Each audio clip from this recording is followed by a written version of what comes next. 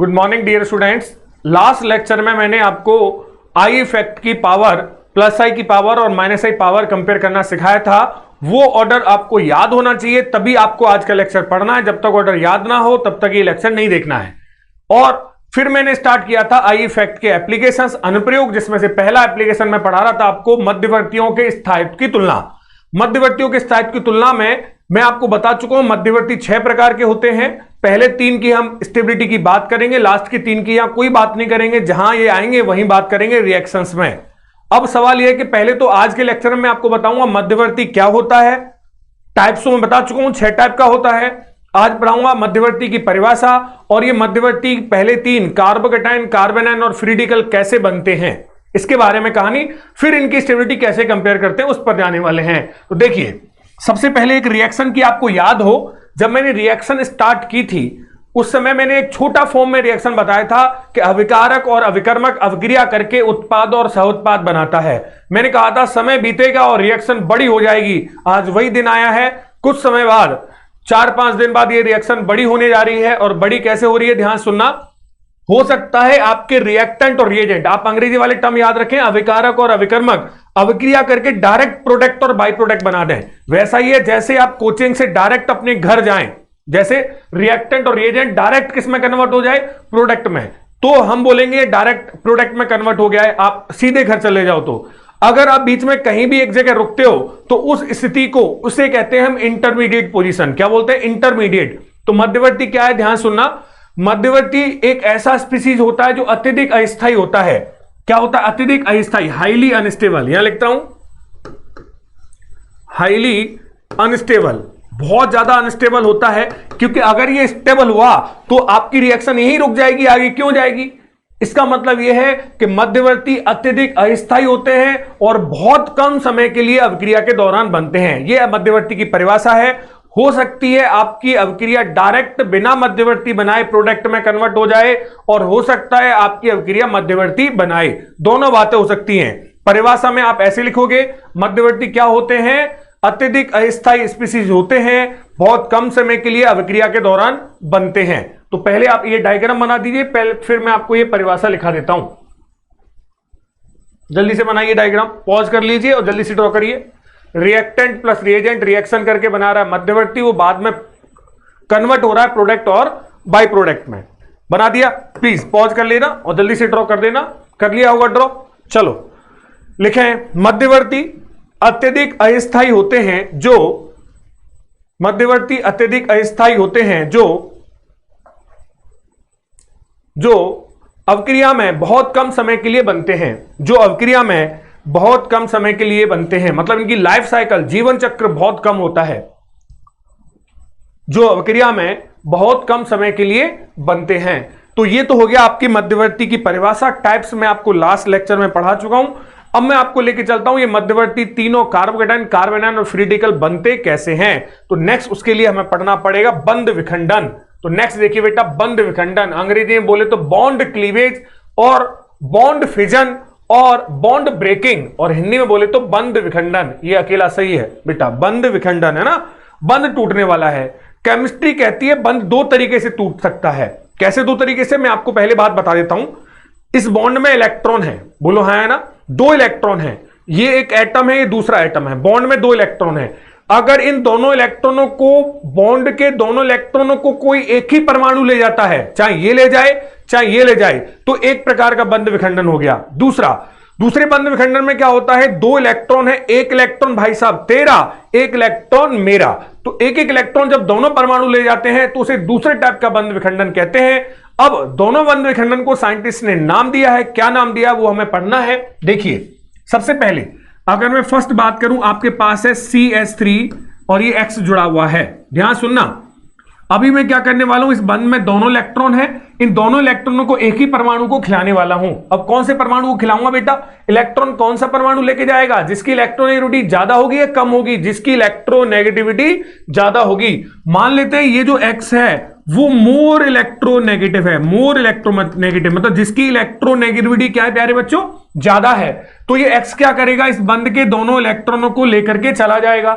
जब दोनों इलेक्ट्रॉनों को लेकर चला जाएगा तो इस पर क्या चार्ज आ जाएगा, जल्दी से बोलो, पॉजिटिव चार्ज। तो मैंने यहां पॉजिटिव चार्ज लिख दिया। एक्स पर क्या चार्ज आ जाएगा, नेगेटिव चार्ज, तो मैंने नेगेटिव चार्ज लिख दिया। अब आप ध्यान से देखिए, कार्बन पर पॉजिटिव चार्ज है, पॉजिटिव चार्ज को बोलते हैं कैटायन, और वो कार्बन पर है तो इसलिए इसका नाम क्या हो जाएगा, कार्बोकैटायन। क्या हो जाएगा, कार्बोकैटायन। और हिंदी बोले तो कार्बोधनायन इसे बोलते हैं, जो मैं पहले ही हिंदी लिखा चुका हूं। जब बंध के दोनों इलेक्ट्रॉनों को एक ही परमाणु लेके चला जाता है उसे हम बोलते हैं विषमांश, विषमांश बंध विखंडन, बंध विखंडन, विषमांश बंध विखंडन उसे बोलेंगे, है ना। और अगर मैं हिंदी में अंग्रेजी में बोलूं तो ये कैसे, बंध विखंडन को दोबारा से लिख देता हूं पूरा,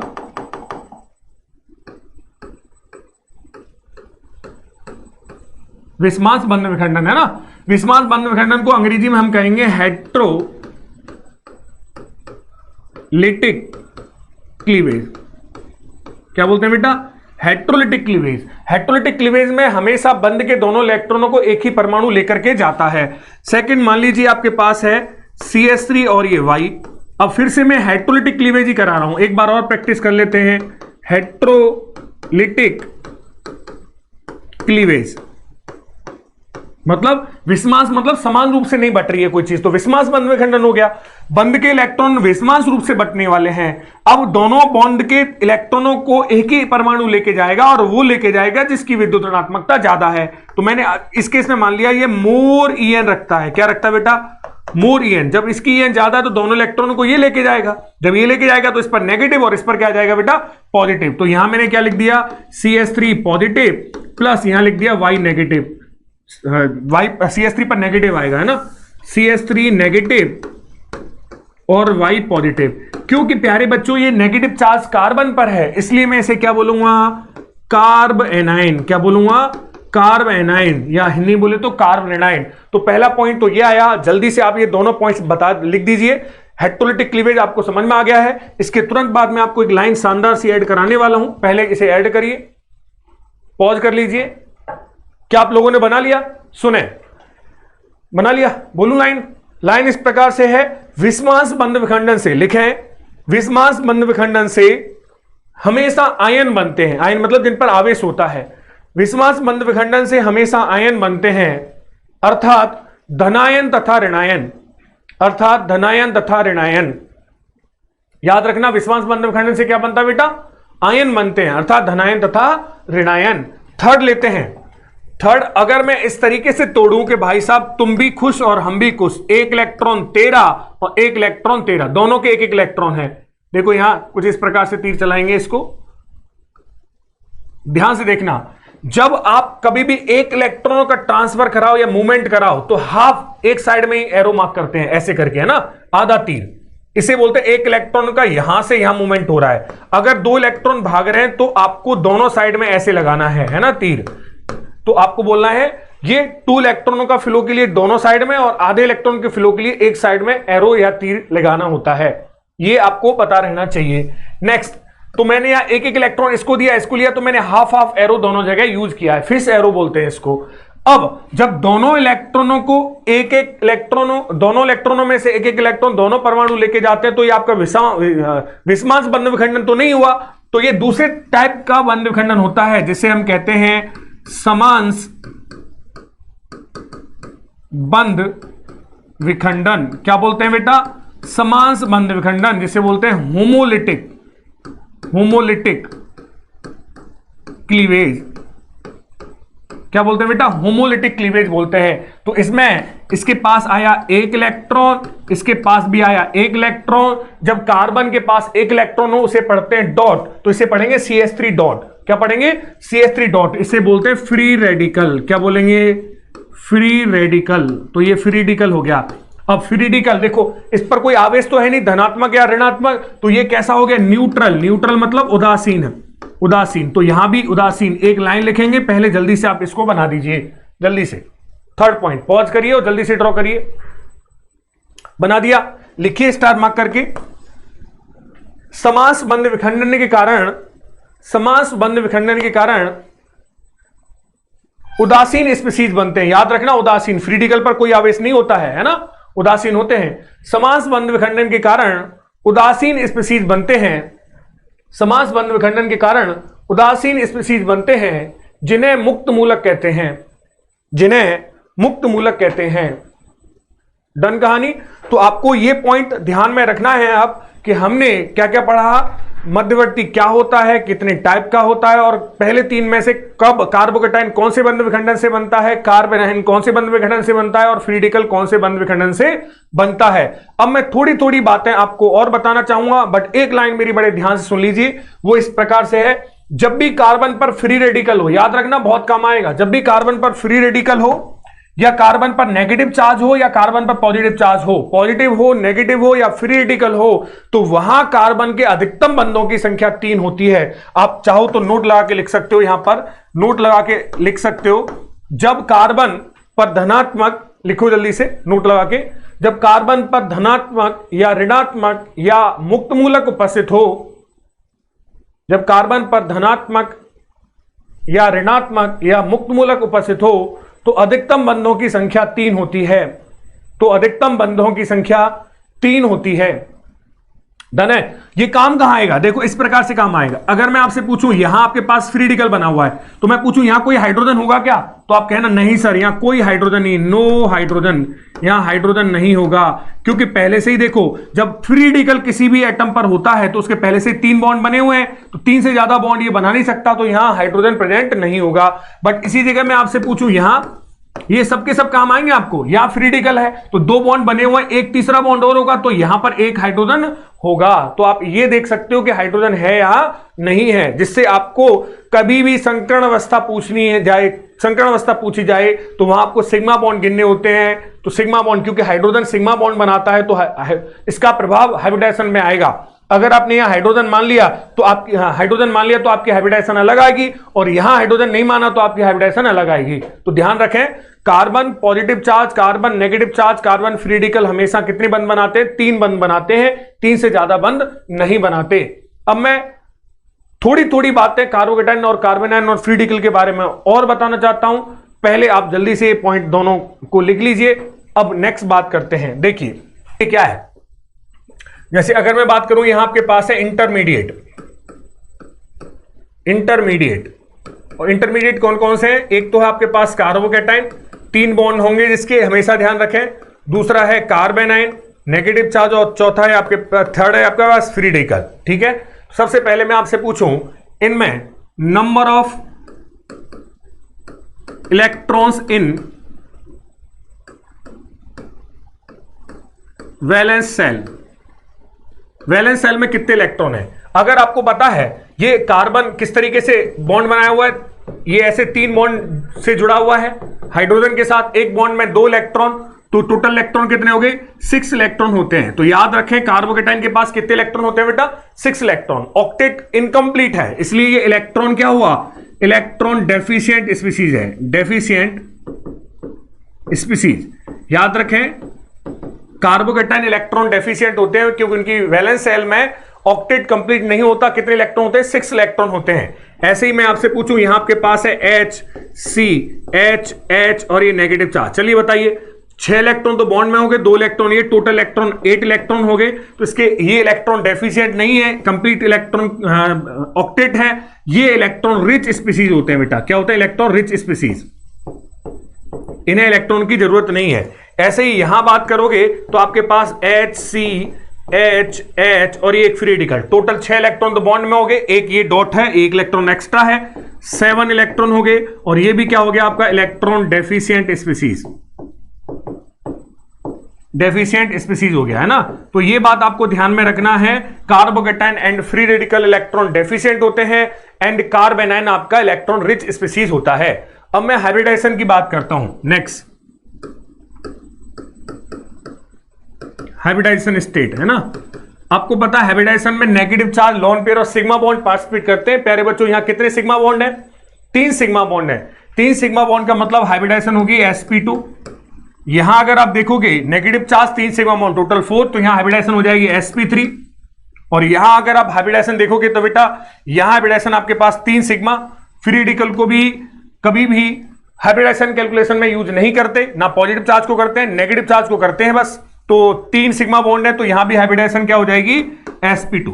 एक बात ध्यान में रखें, जो रूल स्टेबिलिटी के कार्बोकेटाइन के लिए लगते हैं जनरली वही रूल फ्री रेडिकल के लिए लगते हैं, क्योंकि इलेक्ट्रॉन दोनों के दोनों इलेक्ट्रॉन डेफिशिएंट हैं। तो आप ऐसे बोल सकते हो कार्बोकेटाइन एंड फ्री रेडिकल भाई भाई हैं। मतलब जो भी रूल कार्बोकेटाइन के लिए लगेंगे लगभग वही रूल किसके लिए लगेंगे, फ्री रेडिकल के लिए। तो ये हाइब्रिडाइजेशन होगी sp2 sp3 और sp2। ठीक है, नेक्स्ट अगर मैं आपसे बोलूं ज्योमेट्री, ये बात मैं आपको आगे यूज करूंगा, एक टॉपिक पढ़ाऊंगा रेजोनेंस, तो वहां एक पॉइंट आपके लिए काम का है। तो मैं एक छोटी सी बात और आपको बता देता हूं। नेक्स्ट, अगर आप ये स्लाइड तो आपने लिख ही लिया था, इसे मैं मिटा देता हूं, इसमें यहां बता देता हूं, है ना।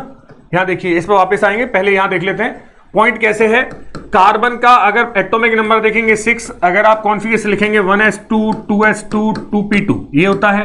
अब इसमें से एक इलेक्ट्रॉन जंप करके p में चला जाता है एक्साइटेड स्टेट में, और इसका कॉन्फिगरेशन हो जाता है एक्साइटेड स्टेट में। ये तो हो गया आपके पास 1s2, और ये हो आपके पास 2s1 एक इलेक्ट्रॉन, और यहां आपके पास 3 ऑर्बिटल, एक यहां और एक यहां। ये है 2px 2py और 2pz। कुछ इस प्रकार से सब में एक एक इलेक्ट्रॉन है बेटा।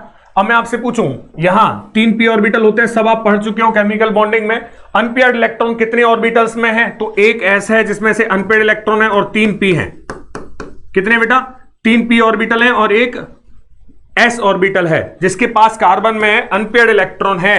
यही ऑर्बिटल कार्बन यूज करता है बॉन्ड फॉर्मेशन में। तो जब भी मैं आपको बोलूं कार्बन के पास कितने ऐसे ऑर्बिटल हैं जो बॉन्ड फॉर्मेशन में पार्टिसिपेट करते हैं, तो आप तुरंत कहना 4, एक s ऑर्बिटल और 3 p ऑर्बिटल, है ना, और बॉन्ड फॉर्मेशन में पार्टिसिपेट करते हैं ये 4 ऑर्बिटल, ध्यान में रखें। अब मैं आपसे पूछूं, आपके पास sp2 हाइब्रिडाइजेशन है, ध्यान सुनना, ये आपके पास कार्बन है, sp2 हाइब्रिडाइजेशन है, तो आपको पता है ज्योमेट्री क्या होती है sp2 के लिए, जल्दी से बोल दो। sp2 हाइब्रिडाइजेशन के लिए ज्योमेट्री होती है ट्राइगोनल प्लेनर। क्या होती है, ट्राइगोनल प्लेनर। और ट्राइगोनल प्लेनर कैसे दिखता है बेटा, 3 बॉन्ड होते हैं 120 के एंगल पर, ये कार्बन और 3 बॉन्ड 120 के एंगल पर हो गए, यहां पर एच जुड़ा हुआ है, यहां पर एच जुड़ा हुआ है, और यहां पर एच जुड़ा हुआ है। कुछ इस प्रकार से हो गया। अब मुझे एक बात बताओ, इस कार्बन पर पॉजिटिव चार्ज है, और हमें पता है कार्बन के पास कितने ऑर्बिटल्स होते हैं बेटा, 4 ऑर्बिटल्स होते हैं। हाइब्रिडाइजेशन में कितने पार्टिसिपेट कर रहे हैं, एक s और 2p, क्योंकि इसकी हाइब्रिडाइजेशन sp2 है। अरे पढ़ा है ना सब, sp2 है, तो एक s और 2p तो पार्टिसिपेट करके बॉन्ड फॉर्मेशन में चले गए, सिग्मा बॉन्ड फॉर्मेशन में। एक p इसके पास बचा है, क्योंकि टोटल 4 ऑर्बिटल होते हैं, एक s और 2p यूटिलाइज हो गए, एक बचा हुआ है। तो इस कार्बोकेटाइन के पास एक p ऑर्बिटल और होता है, उस p ऑर्बिटल में ही पॉजिटिव चार्ज होता है। तो ये बात आप ध्यान रखें, कार्बोकेटाइन का जो पॉजिटिव चार्ज होता है वो कौन से ऑर्बिटल में होता है, p ऑर्बिटल में। कौन से ऑर्बिटल में, p ऑर्बिटल में होता है। ठीक है, ये बात आपको ध्यान में रखनी है। और ये p ऑर्बिटल जो होता है, p ऑर्बिटल वो परपेंडिकुलर होता है। किसके परपेंडिकुलर होता है, ये जो 3 बॉन्ड है ना आपके, जैसे ये 3 बॉन्ड हो गए, 2 बॉन्ड तो ये हो गए, ठीक है, एक बॉन्ड ये आगे आ गया, 3 बॉन्ड जिस प्लेन में है उस प्लेन को कहते हैं हम sp2 प्लेन। 1 2 3 ये तीनों के तीनों बॉन्ड एक प्लेन में है, जिस बॉन्ड प्लेन में ये तीनों बॉन्ड है उसे हम कहेंगे sp2 प्लेन। और ये जो p ऑर्बिटल होता है वो उस sp2 प्लेन के परपेंडिकुलर होता है। तो ये क्या है, p orbital perpendicular to sp2 plane. sp2 plane, sp2 plane के क्या होता है बेटा, परपेंडिकुलर होता है। ये बात ध्यान रखें, पॉजिटिव चार्ज p ऑर्बिटल में होता है और sp2 प्लेन के परपेंडिकुलर होता है। sp2 प्लेन वो प्लेन है प्यारे बच्चों जिस वो प्लेन में तीनों सिग्मा बॉन्ड प्रेजेंट हैं। अब मैं आपसे पूछूं, जब हाइब्रिडाइजेशन sp3 होती है तो ज्योमेट्री होती है टेट्राहेड्रल। टेट्राहेड्रल, तो टेट्राहेड्रल कुछ इस प्रकार से दिखेगा, ये हाइड्रोजन हाइड्रोजन हाइड्रोजन, और ये इस पर कैसा चार्ज, नेगेटिव चार्ज। तो ये आपका टेट्राहेड्रल, थोड़ा सा दोबारा से ड्रॉ कर देता हूं मैं, कार्बन हाइड्रोजन डैश वेज भी आप यूज कर सकते हो टेट्राहेड्रल ज्योमेट्री के लिए। एक बॉन्ड डैश पर, एक वेज पर, एक सॉलिड लाइन से, और ये लोन पेयर भी आपका सॉलिड लाइन में आ जाएगा। ये आपका क्या हो गया, टेट्राहेड्रल ज्योमेट्री हो गई। अगर sp2 है तो आपकी ज्योमेट्री फ्री रेडिकल के केस में भी क्या आएगी, ट्राइगोनल प्लेनर आएगी। और ट्राइगोनल प्लेनर में बिल्कुल सेम ऐसा ही डायग्राम बनेगा, यहां कार्बन होगा आपके पास, यहां एक H, यहां एक H, तीनों बॉन्ड 120 के एंगल पर होंगे। आराम से आप पढ़ चुके हो सारी कहानी। ये p ऑर्बिटल होगा और p ऑर्बिटल में क्या होगा, एक फ्री रेडिकल होगा। तो याद रखें सेम कहानी, ये है p ऑर्बिटल, और जो परपेंडिकुलर है किसके, sp2 प्लेन के, p orbital perpendicular to sp2 plane. तो आप इसे नोट कर सकते हो, p orbital perpendicular to sp2 plane, perpendicular to sp2 plane. sp2 plane के क्या होता है, ये परपेंडिकुलर होता है। तो ये पॉइंट आपको रेजोनेंस जब मैं सिखाऊंगा तब आपको थोड़ा काम आ सकता है। अब मैं आपसे पूछूं, कार्बोकैटायन में से जो पॉजिटिव चार्ज होता है वो कौन से ऑर्बिटल में होता है, p ऑर्बिटल में, और फ्री रेडिकल में जो इलेक्ट्रॉन होता है, फ्री रेडिकल में जो इलेक्ट्रॉन होता है वो कौन से ऑर्बिटल में होता है, तो आप कहना p ऑर्बिटल में होते हैं। ठीक है ना, आया समझ में? तो ये डेटा आप जल्दी से लिख दीजिए। नेक्स्ट बात करेंगे कैसे स्टेबिलिटी कंपेयर की जाती है। पॉज करिए और जल्दी से ड्रॉ करिए स्ट्रक्चर पूरे। तो आप ये सीख चुके हो कार्बोकैटायन, कार्बेनाइन और फ्री रेडिकल कैसे बनते हैं, उनके बारे में क्या क्या बातें हमें ध्यान में रखनी है। ठीक है, कर लिया नोट प्यारे बच्चों? नेक्स्ट, अब हम लिखते हैं स्टेबिलिटी कंपेयर करने के लिए पॉइंट। तो मैं पहले ऐसे, अगर आपको ये ऐसे कर देता हूं थोड़ा सा,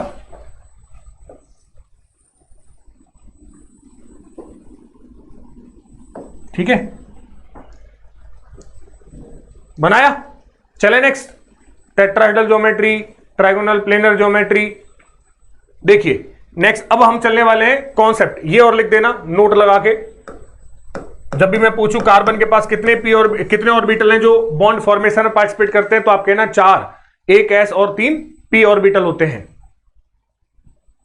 चलिए नेक्स्ट देखिए, अब हम पढ़ने वाले हैं concept for comparison of stability of carbocation. Carbocation की स्टेबिलिटी को कैसे कंपेयर करते हैं वो कॉन्सेप्ट हमें सीखना है। सब लोग साथ दीजिए बड़े प्यार से। सबसे पहले आपके पास है CH2 पॉजिटिव, है ना, दूसरा एक और है CH2 पॉजिटिव। आपको पता है आपके पास दो ही टाइप के ग्रुप हैं, एक EDG बता चुका हूं, दूसरा EWG।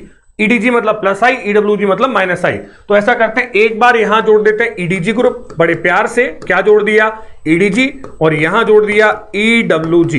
क्या जोड़ दिया, EWG। EDG क्या करेगा प्यारे बच्चों, इलेक्ट्रॉन डोनेट करेगा। क्या करेगा, इलेक्ट्रॉन डोनेट करेगा। ध्यान सुनना, जब इस पॉजिटिव चार्ज को, क्योंकि ये इलेक्ट्रॉन डेफिशिएंट है, इलेक्ट्रॉन डेफिशिएंट को ये जब इलेक्ट्रॉन मिलेंगे तो ये चार्ज हो जाएगा कम। क्या हो जाएगा, चार्ज कम। खुद सोचो, अगर आपको भूख लग रही है, अगर आपको कोई रोटी खिला दे तो आपकी भूख कम होगी या ज्यादा होगी, कम होगी। वही कहानी, ये इलेक्ट्रॉन डेफिशिएंट है, अगर मैं इसको इलेक्ट्रॉन खिला दूं तो इसका पॉजिटिव चार्ज क्या हो जाएगा, कम हो जाएगा। और एक बात और बड़ी प्यारी सी, आपने स्टेटमेंट पढ़ा हो फिजिक्स में, पोटेंशियल एनर्जी जो होती है वो प्रोपोर्शनल टू होती है चार्ज। मतलब जब चार्ज हो जाता है ज्यादा तो पोटेंशियल एनर्जी हो जाती है ज्यादा। एक चीज और आप ध्यान में रख सकते हो, स्टेबिलिटी प्रोपोर्शनल टू होती है प्यारे बच्चों 1 पोटेंशियल एनर्जी। मतलब जितनी पोटेंशियल एनर्जी होगी ज्यादा उतनी स्टेबिलिटी होगी कम। ये दोनों फॉर्मूले और आपको ध्यान में रखने, मस्ती के साथ देखिए पॉइंट क्या कहना चाह रहा है। EDG आएगा, इलेक्ट्रॉन लाएगा, पॉजिटिव चार्ज कम हो जाएगा। जब चार्ज कम हो जाएगा तो पोटेंशियल एनर्जी भी कम हो जाएगी, पोटेंशियल एनर्जी हो जाएगी कम। और जब पोटेंशियल एनर्जी हो जाएगी कम तो स्टेबिलिटी हो जाएगी ज्यादा, और कोई नहीं आएगी बाधा, क्योंकि अपनी हो गई है राधा। क्या आपको समझ में आया कि EDG ग्रुप ने कार्बोकैटायन की स्टेबिलिटी को बढ़ा दिया है? ये रिजल्ट यहां निकल के आया है। EDG कौन होता है, जानता हूं सर, मैं इसको जानता हूं, ये मेरे को मिला हुआ है, ये प्लस आई ग्रुप है। EWG आएगा, माइनस आई लगाएगा, माइनस आई, EWG माइनस आई होता है भाई, आगे और भी EWG आएंगे, अभी तो एक ही पढ़ा है हमने। EWG आएगा, माइनस आई लगाएगा, मतलब इलेक्ट्रॉनों को खींचेगा। वैसे 2-3 दिन से भूखा बैठा हुआ बेचारा, उस भूखे व्यक्ति से जो भी था उसके पास वो और छीन लिया, तो वो पॉजिटिव चार्ज, जब इलेक्ट्रॉन खींचे जाएंगे तो ये इलेक्ट्रॉन और डेफिशिएंट हो जाएगा, तो ये चार्ज और बढ़ जाएगा। चार्ज बढ़ेगा तो पोटेंशियल एनर्जी बढ़ेगी और स्टेबिलिटी कम हो जाएगी। बताओ, स्टेबिलिटी क्या हो जाएगी, कम हो जाएगी। तो EWG ग्रुप मतलब माइनस आई ग्रुप क्या कर रहा है, इसकी स्टेबिलिटी को डिक्रीज कर रहा है। तो क्या कॉन्सेप्ट निकल के आया, शानदार बोल दीजिए जल्दी से। कॉन्सेप्ट ऐसे निकल के आया, ऑर्डर ऑफ स्टेबिलिटी, या ऐसे लिख सकते हैं stability of carbocation proportional to EDG मतलब प्लस आई, और प्रोपोर्शनल टू 1/EWG बोले तो 1/-आई। क्या आपको समझ में आई? तो करो जल्दी से छपाई, वरना भाड़ में जाई। आई समझ में? तो आपको ध्यान में रखना है, कार्बोकैटायन की स्टेबिलिटी कौन बढ़ाते हैं, EDG बढ़ाते हैं मतलब प्लस आई बढ़ाते हैं, और कौन घटाते हैं, EWG घटाते हैं मतलब माइनस आई घटाते हैं, कौन प्लस आई है कौन माइनस आई है, सब कहानी मैं आपको बता चुका हूं, किसकी पावर ज्यादा और किसकी पावर कम है। जल्दी से ये डायग्राम बना दीजिए। पहला पॉइंट है ये, आप ऐसे मार्क कर सकते हो, concepts for comparison of stability of carbocations. Done है। अब मैं आपको लेके चलता हूं कार्ब एनायन की स्टेबिलिटी के क्या कॉन्सेप्ट्स हैं, देखिए please. Concepts for comparison of stability of carb anions. Carb anion की स्टेबिलिटी हमें कंपेयर करना है। फिर से एक बड़ा प्यारा सा ले लेते हैं, कार्ब एनायन CH2 माइनस और दूसरा भी CH2 माइनस। दो तरह के दुनिया में ग्रुप है, एक है बढ़िया EDG और दूसरा है घटिया EWG। अब घटिया कभी बढ़िया हो सकता है, बढ़िया कभी घटिया हो सकता है, वो डिपेंड करता है किसके साथ जुड़ा है। सही बात कह रहा हूं क्या? तो अब मैं आपसे पूछूं, EDG क्या करेगा? इलेक्ट्रॉन लाएगा, पहले से ही इलेक्ट्रॉन है उसके पास, पेट भरा हुआ है, और इलेक्ट्रॉन उसे मिलेंगे तो और पेट भरेगा, मतलब और इलेक्ट्रॉन आएंगे तो ये चार्ज, नेगेटिव चार्ज क्या हो जाएगा? बढ़ जाएगा। इलेक्ट्रॉन पहले से ही है और इलेक्ट्रॉन मिलेंगे तो नेगेटिव चार्ज क्या होगा? और बढ़ेगा।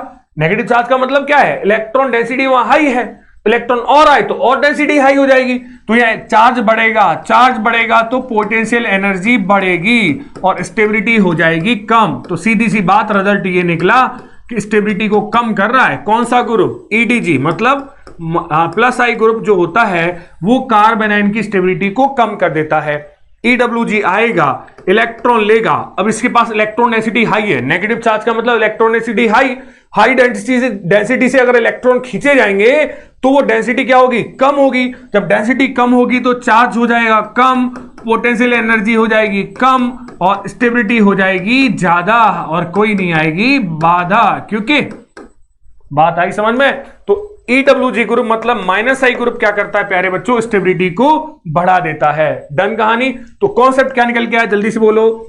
Stability of carbanion proportional to EWG minus I 1/EDG, बोले तो 1/+I। मतलब बिल्कुल उल्टी बात होगी। कार्ब एनाइन की स्टेबिलिटी कौन बढ़ा रहा है? -I, और कार्बोकेटाइन की स्टेबिलिटी कौन बढ़ा रहा है? +I। तो हम ऐसा बोल दें, प्लस का दोस्त प्लस और माइनस का दोस्त माइनस। क्या बोला मैंने? बोलो जल्दी से, कितनी शानदार लाइन बोली। यहां लिख देता हूं, प्लस का दोस्त, दोस्त जानते हो? दोस्त, अबे दोस्त, दोस्त प्लस, और माइनस का दोस्त माइनस। ये प्लस पहला तो चार्ज है, और दूसरा क्या है बेटा? प्लस का मतलब है यहां EDG। याद रखना, चार्ज नहीं है ऐसा मतलब फिजिक्स कहता है सर प्लस प्लस रिपेल करता है, और आप कह रहे हो दोस्ती कर रहा है, ऐसा कैसे हो गया सर? अब एक प्लस तो आपका चार्ज है और दूसरा प्लस आपको रिप्रेजेंट कर रहा है EDG, और एक माइनस आपका चार्ज है, दूसरा माइनस रिप्रेजेंट कर रहा है EWG, जिससे आसानी से याद हो जाए प्लस का दोस्त प्लस और माइनस का दोस्त माइनस। मतलब कार्बोकेटाइन का दोस्त हो गया +I और कार्बन आयन का दोस्त हो गया -I। और दुश्मन कौन हुए? उल्टा, कार्बोकेटाइन का दुश्मन -I और कार्बन आयन का दुश्मन +I। बात समझ में आई? तो ये दोस्ती और दुश्मनी और छाप लेनी है साइड में, अगर आपके पास कहीं जगह हो, और जगह नहीं है तो कोई बात नहीं है, थोड़े पे लिख लो, प्लस का दोस्त प्लस और माइनस का दोस्त माइनस। याद रहेगा ये बात, जिससे आपको ये पूरा डायग्राम दिमाग में आ जाएगा। नेक्स्ट ये स्लाइड जल्दी से लिख दीजिए, अच्छे तरीके से लिख दिया सबने, और दोस्ती दुश्मनी भी लिख देना, दोस्ती दुश्मनी यहां लिखी हुई है। चलो नेक्स्ट चलते हैं, ये अगर लिख दिया हो तो। नेक्स्ट आता है फ्री रेडिकल। भाई साहब कहते हैं हमारी भी स्टेबिलिटी के कॉन्सेप्ट सिखाइए ना, क्योंकि इंटरमीडिएट में हमें भी गिना जाता है, तो चलो इनके भी देख लेते हैं। दो फ्री रेडिकल ले लिए, CH2 डॉट और CH2 डॉट। सही बात। फिर से यहां पर जोड़ दिया EDG और यहां जोड़ दिया EWG। मैं पहले कह चुका हूं कार्बोकेटाइन और फ्री रेडिकल दोनों की कॉन्सेप्ट लगभग सेम होते हैं, आपको टेंशन लेने की जरूरत नहीं है। जब कार्बोकेटाइन की स्टेबिलिटी +I बढ़ाता है तो फ्री रेडिकल की स्टेबिलिटी भी +I बढ़ाएगा। बट अब आप चाहते हो तो प्रूव कर देता हूं। बट देखो ये इलेक्ट्रॉन देगा, तो देखो यहां कोई चार्ज वार्ज का फंडा नहीं है, क्योंकि मैं आपको पढ़ा चुका हूं फ्री रेडिकल न्यूट्रल होते हैं। जब न्यूट्रल है तो चार्ज का फंडा नहीं है, चार्ज का फंडा नहीं है तो पोटेंशियल एनर्जी का भी फंडा नहीं है।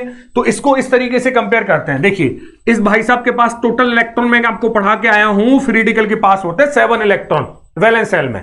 अब EDG क्या कर रहा है? इलेक्ट्रॉन डोनेट कर रहा है, बेचारा गरीब भूखा फक्कड़ आदमी, उसको अगर इलेक्ट्रॉन मिल जाएंगे तो क्या होगा, उसकी डेफिशिएंसी कम हो जाएगी, और डेफिशिएंसी कम हो जाएगी तो स्टेबिलिटी बढ़ जाएगी।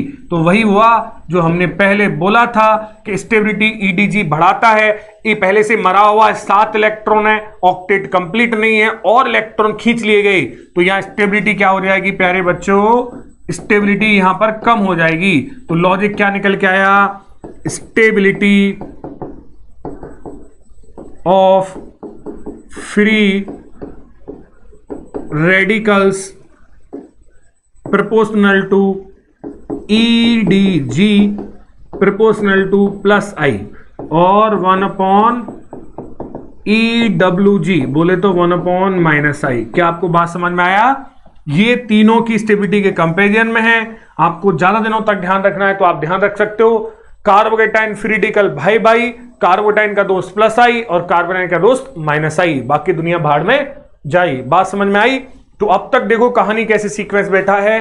कार्बोकेटाइन इंटरमीडिएट्स क्या होते हैं, कितने टाइप्स के होते हैं, पहले 3 की स्टेबिलिटी कंपेयर कर रहे हैं। कार्बोकेटाइन कार्बोनाइन फ्री रेडिकल कौन से बॉन्ड क्लीवेज से बनते हैं, कितने आउटर मोस्ट सेल में इलेक्ट्रॉन होते हैं, कौन इलेक्ट्रॉन डेफिशिएंट कौन इलेक्ट्रॉन रिच होता है, पॉजिटिव चार्ज कौन से ऑर्बिटल में पाया जाता है, फ्री रेडिकल कौन से ऑर्बिटल में पाया जाता है, और कैसे इनकी स्टेबिलिटी कंपेयर करते हैं, ये सारी कहानी मैं आपको बता दी है। अब क्वेश्चंस कैसे पूछे जाते हैं वो हमें करने हैं स्टेबिलिटी पर बेस्ड। क्या आपको पूरी सीक्वेंस दिमाग में बैठ गया है? चलिए स्टार्ट करते हैं क्वेश्चन सॉल्व करना। देखिए क्वेश्चन है बेटा, arrange the following intermediates in the order of stability. In intermediates को आपको स्टेबिलिटी के ऑर्डर में अरेंज करना है, जिसमें से पहला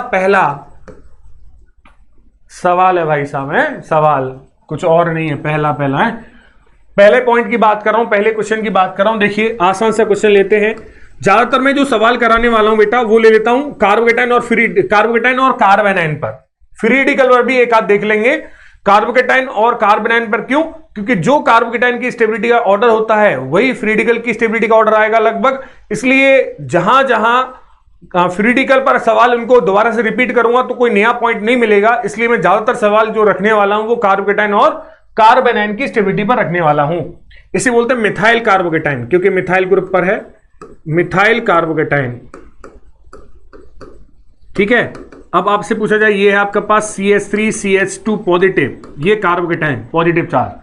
इसकी डिग्री अगर कार्बन पर जिस पर पॉजिटिव चार्ज है 1 है, इसलिए हम बोलेंगे इसे प्राइमरी कार्बोकेटाइन। ये सारी बातें धीरे धीरे काम आएंगी, आगे हम इनको यूज करेंगे। नेक्स्ट आपके पास CH3CH पॉजिटिव और CH3 जिस पर पॉजिटिव चार्ज है उसकी डिग्री है 2, तो इसे बोलते हैं सेकेंडरी कार्बोकेटाइन। क्या बोलते हैं बेटा? Secondary carbocation. और अगर यही कार्बोकेटाइन 3 डिग्री वाले पर आ जाता है ऐसे, तो उसे बोलते हैं 3 डिग्री है इसकी डिग्री, तो इसे बोलेंगे टर्सरी कार्बोकेटाइन।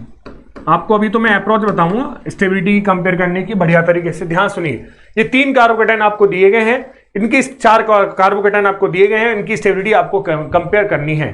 तो लाइन सुनना मेरी, एक एक पॉइंट विशेष ध्यान देना। जब भी आपको पूरी ऑर्गेनिक केमिस्ट्री में इंटरमीडिएट की स्टेबिलिटी पर क्वेश्चन आए तो सबसे पहले आपको स्टेप अप्रोच, बोले तो हाउ टू सॉल्व सवाल भी बोल सकते हो इसको। Approach, step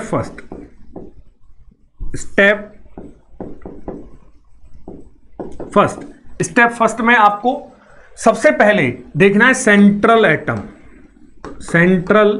atom. अब आपको कहोगे सर ये सेंट्रल एटम क्या होता है?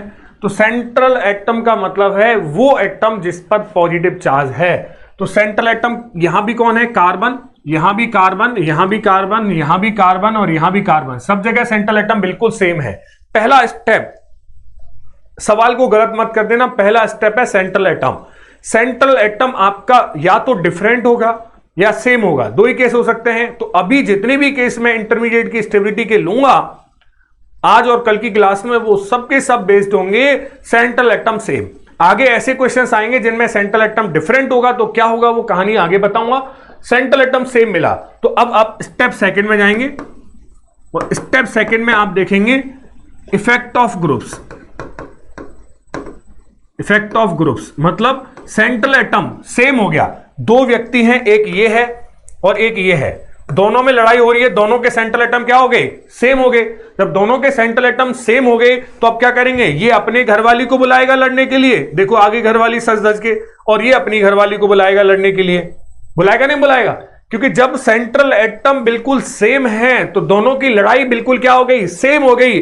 अब लड़ाई में जीतना है, स्टेबिलिटी कंपेयर करनी है, तो उस केस में वो अपने से कनेक्टेड ग्रुप को बुलाएगा और वो अपने से कनेक्टेड ग्रुप को बुलाएगा। यही तो होता है लड़ाई में, वही होने वाला है। देखिए अब पहले आपको देखना है सेंट्रल एटम सेम हो गया, इफेक्ट ऑफ ग्रुप्स चेक कर लेना है। इफेक्ट ऑफ ग्रुप्स का मतलब है बेटा यहां कार्बन पर जो ग्रुप जुड़ा हुआ है, जल्दी से बोलो कौन है, हाइड्रोजन है। क्या है, हाइड्रोजन। तो हाइड्रोजन का इफेक्ट, आई इफेक्ट क्या होता है, जीरो, तो वहां कोई इफेक्ट नहीं है।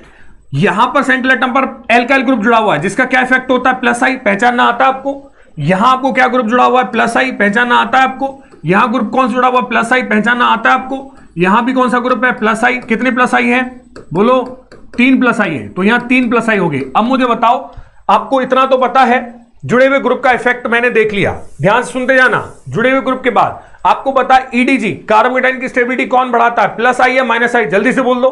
प्लस आई कार्बोकेटाइन की स्टेबिलिटी बढ़ाता है।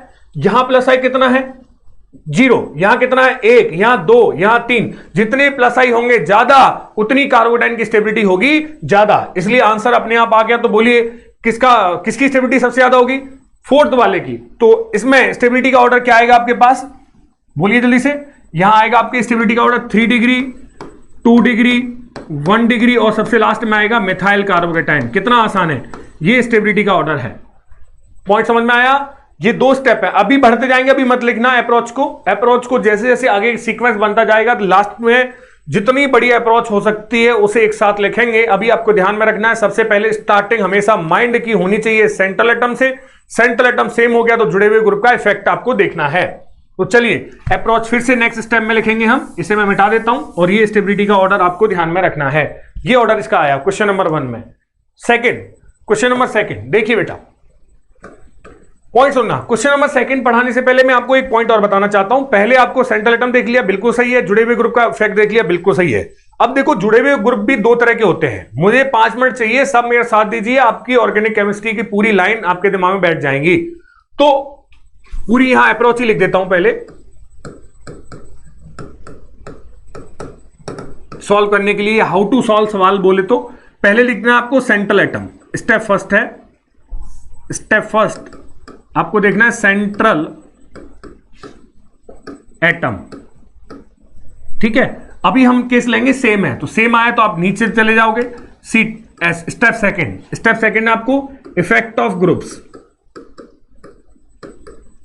ग्रुप्स और ग्रुप्स के इफेक्ट देखने के बाद फिर स्टेप 3 में आपको एक रूल लगाना है जिसे बोलते हैं डीएनपी रूल। क्या बोलते हैं, डीएनपी। इसी सीक्वेंस में लगाना है। पहले डिस्टेंस, डी का मतलब है डिस्टेंस, फिर नंबर और फिर पावर। क्या बोलते हैं प्यारे बच्चों इसको, डिस्टेंस नंबर पावर रूल। क्या बोलते हैं, डिस्टेंस नंबर पावर रूल। पहले सेंट्रल एटम, दूसरा इफेक्ट ऑफ ग्रुप, तीसरा डीएनपी रूल। डिस्टेंस हमेशा आई इफेक्ट डिस्टेंस पर डिपेंड करता है और डिस्टेंस बढ़ने पर कम होता जाता है। तो पहले आपको डिस्टेंस चेक करना है ग्रुप की, कहां जुड़ा हुआ है, दूसरा नंबर चेक करना और फिर पावर चेक करनी है। अब मेरा साथ दीजिए सब लोग, जो मैं कहानी सुनाने वाला हूं। मान लीजिए ये दोनों व्यक्तियों में लड़ाई होने वाली है, तो ये दोनों बिल्कुल सेम है, सेंट्रल एटम बिल्कुल सेम है। अब इसने अपनी बीवी को बुलाया, ये इसकी बीवी है, ये इसकी बीवी है, ठीक है। जब इसने भी अपनी बीवी को बुलाया, चलो लड़ाई कराते हैं, पर पता लगा इसकी बीवी जुड़ी तो इससे है बट प्यार इससे ज्यादा करती है। बोलो, बीवी इससे जुड़ी ही है बट प्यार इससे कर रही है। इसका मतलब ये इसकी क्या हो गई, दुश्मन हो गई, क्योंकि लड़ाई में तो इसको जिता रही है ना। जुड़ी तो है इससे बट इस प्यार दूसरे से है, मतलब इसको डिस्टेबलाइज कर रही है जुड़े हुए होकर के। तो पॉइंट ऐसा है प्यारे बच्चों कि अगर मान लो कार्बोकेटाइन है, तो कार्बोकेटाइन पर अगर जो जुड़ा हुआ ग्रुप है, ये कार्बोकेटाइन है, इस पर जुड़ा हुआ ग्रुप EWG है, तो EWG क्या होता है, दुश्मन होता है। क्यों, क्योंकि कार्बोकेटाइन की स्टेबिलिटी EDG बढ़ाते हैं और EWG घटाते हैं। जुड़ा हुआ तो इससे है बट EWG है तो इसकी स्टेबिलिटी डिक्रीज कर देगा। अगर यहां पर आपका ये भी कार्बोकेटाइन है, ये ग्रुप जुड़ा हुआ EDG ग्रुप क्या करता है, स्टेबिलिटी को बढ़ा देता है। तो EWG ग्रुप जुड़ा है तो स्टेबिलिटी कम हो जाएगी और ईडीजी जुड़ा है तो स्टेबिलिटी बढ़ जाएगी। अब लाइन सुने और आंसर दें। कार्बोकैटायन पर जुड़ा हुआ ग्रुप ईडीजी है, ये तीनों पॉइंट बढ़ा रहा हूं मैं। जुड़ा हुआ ग्रुप ईडीजी है और ईडीजी स्टेबिलिटी बढ़ाता है, तो वो दोस्त हो गया। प्लस का दोस्त क्या हो गया, प्लस हो गया ना, तो ईडीजी दोस्त हो गया। तो लड़ाई में दोस्त को कहां आना चाहिए, दूर या नजदीक? जल्दी से बोलो, दूर या नजदीक? नजदीक होना चाहिए। अरे लड़ाई में ऐसे थोड़ी ना, लड़ाई हो रही है और दोस्त बेटा मुंबई में, पीट पाट के तुम्हें निकल लिए। काय का दोस्त, जब तक फोन करोगे तब तक तो निपट जाओगे तुम, है ना। तो दोस्त लड़ाई में नजदीक होना चाहिए। स्टेबिलिटी एक लड़ाई की बात चल रही है। नंबर, दोस्त नंबर में क्या होना चाहिए, कम या ज्यादा? अब तुम तो अकेले हो और वो 20 दोस्त लेके आगे अपने साथ लड़ाई में पीटे जाओगे अकेले दोस्त के साथ, और वो तोड़ दिया जाएगा। तो नंबर में, लड़ाई में नंबर दोस्त के ज्यादा होने चाहिए। पावर में भी दोस्त पावरफुल होना चाहिए। ऐसे में बात करूं, अगर कोई दुश्मन है लड़ाई में, तो दुश्मन क्या होना चाहिए, डिस्टेंस में दूर होना चाहिए, नंबर में कम होना चाहिए, पावर में कम होना चाहिए। फिर से एक बार और दोहराते हैं, अगर दोस्त लड़ाई हो रही है तो दोस्त क्या होना चाहिए, नजदीक होना चाहिए, ज्यादा नंबर में होने चाहिए और ज्यादा पावर में होने चाहिए, तो आप जीत जाओगे। अगर दुश्मन है तो दूर होने चाहिए, कम नंबर में होने चाहिए और कम पावर में होने चाहिए। अब मैं आपसे क्वेश्चन पूछूंगा, जवाब चाहिए मेरे को। कार्बोकैटायन की स्टेबिलिटी बढ़ाने के लिए ईडीजी नजदीक होना चाहिए या दूर? अरे बोल, नजदीक होना चाहिए ईडीजी, दूर या नजदीक होना चाहिए? मतलब ईडीजी कहां होना चाहिए? ईडीजी पहले पहचान, दोस्त है या दुश्मन है? दोस्त है सर। कहां होना चाहिए, नजदीक होना चाहिए। ज्यादा नंबर में होना चाहिए, कम नंबर में? सर ज्यादा नंबर में होना चाहिए दोस्त जीतने के लिए। ज्यादा पावर में या कम का पावर में होना चाहिए? सर ज्यादा पावर में होना चाहिए। सेट कहानी। अगर मान ले चलो कार्बोकैटायन पर ईडब्ल्यूजी जुड़ा है, तो ईडब्ल्यूजी कौन हो गया, दुश्मन। दुश्मन कहां होना चाहिए, दूर होना चाहिए ज्यादा स्टेबिलिटी के लिए। ईडब्ल्यूजी कहां होना चाहिए, कम नंबर में होना चाहिए और कम पावर में होना चाहिए, तो स्टेबिलिटी कार्बोकैटायन की बढ़ जाएगी। चलो आपसे पूछता हूं, कार्ब एनायन की स्टेबिलिटी अगर आपको बढ़ानी है, कार्ब एनायन की स्टेबिलिटी बढ़ानी है, तो ईडब्ल्यूजी नजदीक होना चाहिए, ज्यादा नंबर में होना चाहिए और ज्यादा पावर में होना चाहिए। तो ये बातें आपको ध्यान में रखनी है। आप आराम से अब स्टेबिलिटी कंपेयर कर सकते हो। चेक करते हैं स्टेबिलिटी का सेकंड क्वेश्चन और बताइए मुझे। देखिए, पॉजिटिव चार्ज साथ देना सब लोग, पॉजिटिव चार्ज ये है फ्लोरो, क्लोरो, ब्रोमो और ये आयोडो।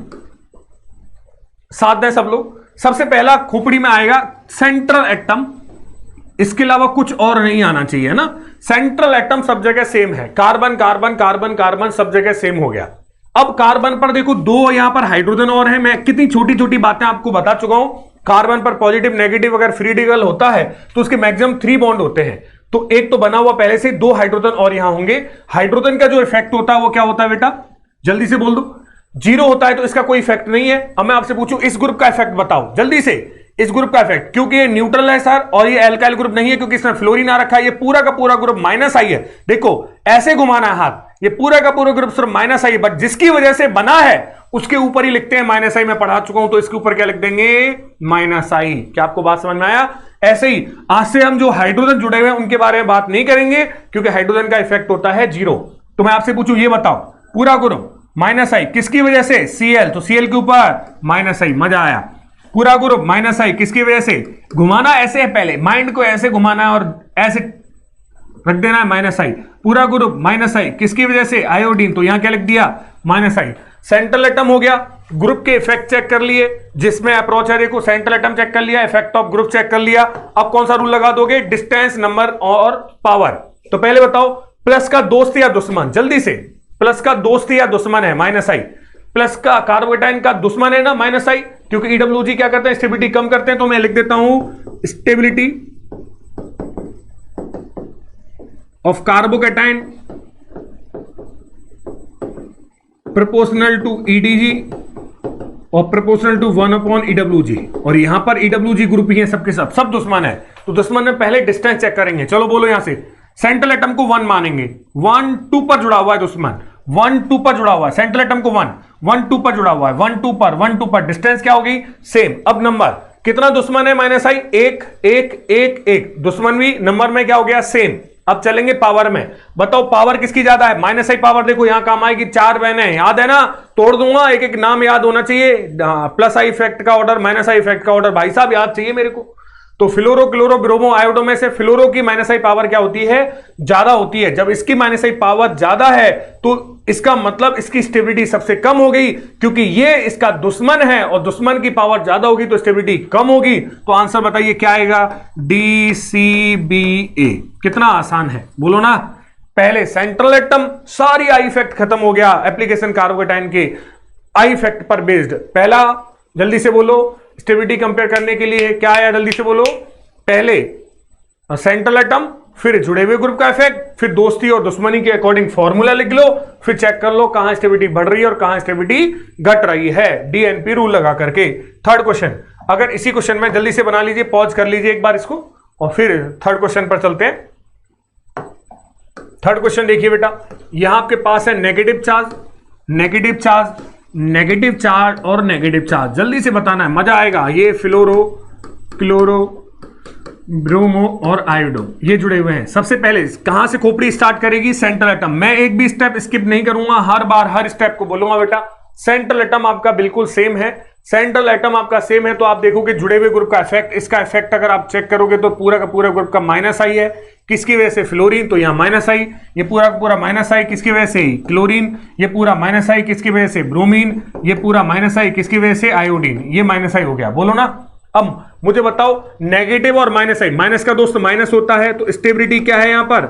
स्टेबिलिटी कार्बेनाइन की प्रोपोर्शनल टू EWG, क्योंकि सारे ग्रुप EWG हैं मतलब माइनस आई हैं। अब मैं आपसे पूछना चाहता हूं पूरी कहानी। पहले सब दोस्त हैं, अब दोस्त डिस्टेंस चेक करेंगे। पहले क्या लगाएंगे? Distance number power. डिस्टेंस दोस्तों की हमेशा सेंट्रल एटम से स्टार्ट, 1 2 पर जुड़ा हुआ ग्रुप है, 1 2, ये 2 नंबर है, 2 नंबर पर जुड़ा हुआ है, 1 2 पर जुड़ा हुआ है, 1 2 पर जुड़ा हुआ है। सभी की डिस्टेंस क्या हो गई? सेम। जब कोई आंसर ना आ पाए तो आपको एक डैश मार्क कर देना है, क्योंकि डिस्टेंस के अकॉर्डिंग आंसर नहीं आ पा रहा है। नंबर दोस्त 1 1 1, नंबर भी सेम है। पावर, पावर आपको पता है माइनस आई पावर फ्लोरो क्लोरो ब्रोमो और आयोडो, ये माइनस आई पावर का ऑर्डर होता है। डन है कहानी? तो जिसकी पावर ज्यादा उसकी स्टेबिलिटी भी ज्यादा। तो आंसर क्या आएगा? ABCD। कितना आसान है। इस तरीके के क्वेश्चन आपको बताने सिंपल। नेक्स्ट चलें, पॉज करिए, जल्दी से नोट डाउन करिए, एक क्वेश्चन और देखते हैं। बनाया सबने? चलिए क्वेश्चन नंबर 4, साथ देना सब लोग। ये negative charge fluoro chloro NO2 और यहां लेते हैं आप CN, इनकी स्टेबिलिटी कंपेयर करनी है। जल्दी से बताइए। पहले central atom same, carbon carbon carbon carbon क्या है? सेम है। हाइड्रोजन और 2 है, उनकी इफेक्ट देखने की जरूरत नहीं है। पूरा ग्रुप माइनस आई, किसकी वजह से? इन भाई साहब की वजह से, इन भाई साहब की वजह से, NO2 की वजह से, CN की वजह से। क्या आ रहा है समझ में? सबसे पहले अब डिस्टेंस चेक करेंगे।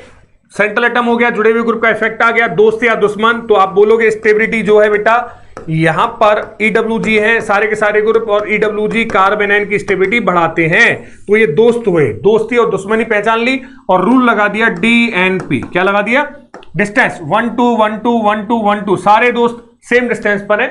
नंबर में 1 1 1 1 सेम है, तो ये कोई डिफरेंस नहीं आया। पावर में आपको पता है NO2 की पावर सबसे ज्यादा, फिर CN, फिर फ्लोरो और उसके बाद क्लोरो। ये माइनस आई पावर है, जिसकी पावर ज्यादा उसकी स्टेबिलिटी भी ज्यादा, क्योंकि यहां दोस्ती की बात है। तो आंसर में आएगा आपके पास CDAB। आ रहा है समझ में? बड़े आराम से आप सारे क्वेश्चंस बना सकते हो। नहीं आया?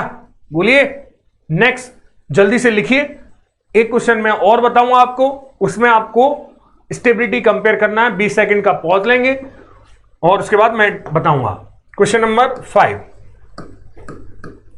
जैसे आपके पास है यहां कुछ इस प्रकार से जुड़ा हुआ, नेगेटिव फ्लोरो, नेगेटिव फ्लोरो, नेगेटिव NO2, नेगेटिव, और यहां जुड़ा हुआ आपका ClCl। ठीक है, चलिए स्टार्ट करिए और बताइए किसकी स्टेबिलिटी ज्यादा किसकी कम है। 20 सेकंड आपको देता हूं, पहले ड्रॉ कर लीजिए और फिर बताइए मुझे। पहले हमेशा सेंट्रल एटम, फिर जुड़े हुए ग्रुप का इफेक्ट, दोस्ती और दुश्मनी, उसके बाद DNP रूल। मजे से। तो सेंट्रल एटम बताइए, क्या है? सेंट्रल एटम यहां और यहां। सेंट्रल एटम कैसा है बेटा? सेम है। अब देखेंगे जुड़े हुए ग्रुप का इफेक्ट। पूरा ग्रुप माइनस आई इन भाई साहब की वजह से, पूरा ग्रुप माइनस आई इन भाई साहब की वजह से, पूरा ग्रुप माइनस आई इन भाई साहब की वजह से, पूरा ग्रुप माइनस आई इन भाई साहब की वजह से। क्या आपको पॉइंट समझ में आया? ये सब के सब क्या है बेटा? माइनस आई। पहले हम देखते हैं डिस्टेंस। डिस्टेंस ये दोस्त है या दुश्मन है? माइनस का दोस्त माइनस है, सब में दोस्त हैं। अब डिस्टेंस 1 2 पर, 1 2 3 पर, 3 पर डिस्टेंस चला गया बेटा, दूर चला गया दोस्त, तो इसकी स्टेबिलिटी सबसे कम हो गई।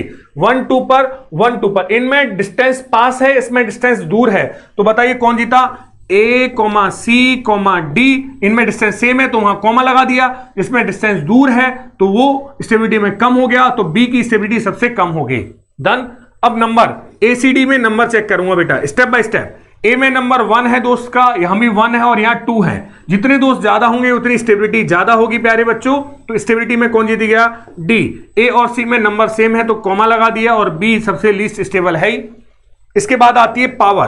पावर की अगर बात करूं तो A और C में मुझे बता दीजिए, A और C में जिसमें कॉमा लगा होता है उसी में आगे बढ़ते जाते हैं। A और C में C की NO2 की पावर ज्यादा है तो C की स्टेबिलिटी हो जाएगी ज्यादा। तो ओवरऑल अगर मैं आपसे पूछूं इन सबको मिला के तो स्टेबिलिटी का ऑर्डर क्या आएगा? सबसे ज्यादा आएगा आपके पास D, फिर C, फिर A और फिर B। कितना आसान और प्यारा सवाल है। पहले डिस्टेंस, फिर नंबर, फिर पावर। क्या आपको पॉइंट समझ में आया? ये स्टेबिलिटी पर बेस्ड क्वेश्चंस थे। बहुत सारे क्वेश्चंस और मैं कराऊंगा आपको नेक्स्ट क्लास में। आज मैंने जो पढ़ाया उसको बड़े प्यारे तरीके से पूरे स्टार्टिंग से लास्ट तक डेली रिवाइज करते रहिए। नेक्स्ट क्लास में और क्वेश्चंस करेंगे। Thank you very much.